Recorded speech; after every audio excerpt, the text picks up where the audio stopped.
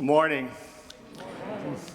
At the turn of the last century, black women in Grand Rapids were relegated to menial jobs, even those women who were highly educated.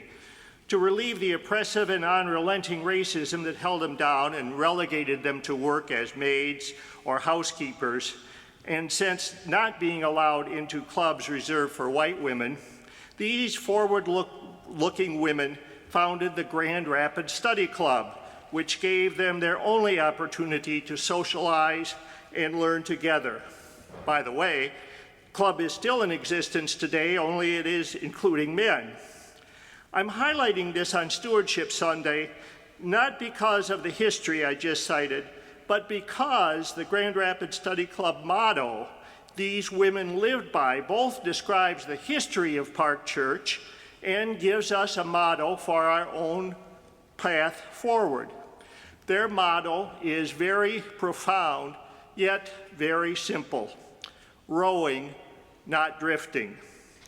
As a Park Church historian, I have uncovered countless examples throughout our history of how the parishioners, pastors, and staff have pulled together to row and not to drift.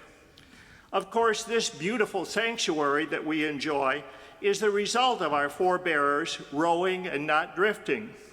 But I don't see that as the most important example.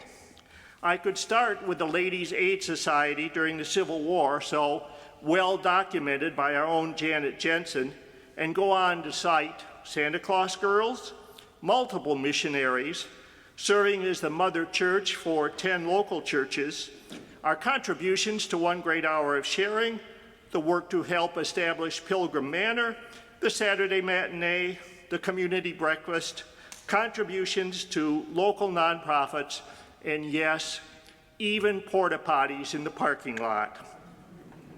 Through these and many more, Park made a difference in Grand Rapids and the wider world by actualizing God's love for all his creation. This, of course, does not include the thousands of examples of our individual parishioners who have contributed their time, talent, and treasure to civic, national, and international causes, all inspired by the call to be God's people, coming from the pulpits of the outstanding line of Park Church pastors, with the support of talented, committed, and caring staff, and a forward-looking and supportive congregation. But, page 2, but that is history, and this is today. Each time we meet, whether in worship or in one of our many boards and committees, we decide whether we will continue to row or simply go adrift. Each time we select leadership, whether it's a new senior pastor or the leadership of our boards and committees, we take our cues from them that will lead us to either row or go adrift. Each time we, as individuals, decide how we can be part of God's ongoing work at Park Church, our personal decisions determine whether we will grab an oar or be content to drift with the current. And, ladies and gentlemen, our call from the ages through God, through Jesus, and all those who came before us is not to drift, but to row. But to row, we cannot just sit in the sanctuary as we're doing today. We must move out into the wider world as God's people. To do that, to continue the work we are called to do, we need everyone to pull hard on the oars of Park Church and contribute unselfishly of our time, treasure, and talents to its mission, keeping it strong so that our people, you and I, can leave this place inspired through word, music, and education.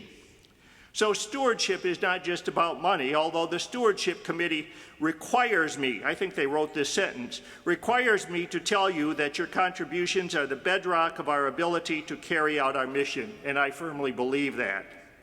Stewardship is also about our future, built on our history of caring and commitment to the Word of God, resting not on our laurels, but looking ever forward. Stewardship, therefore, is about future, what future we will build for ourselves, our children, our grandchildren, and our world. The oars are in your hands. Please grab them and pull hard. The future awaits. Parts stands ready, but you and only you will determine how far we go into the future. Thank you.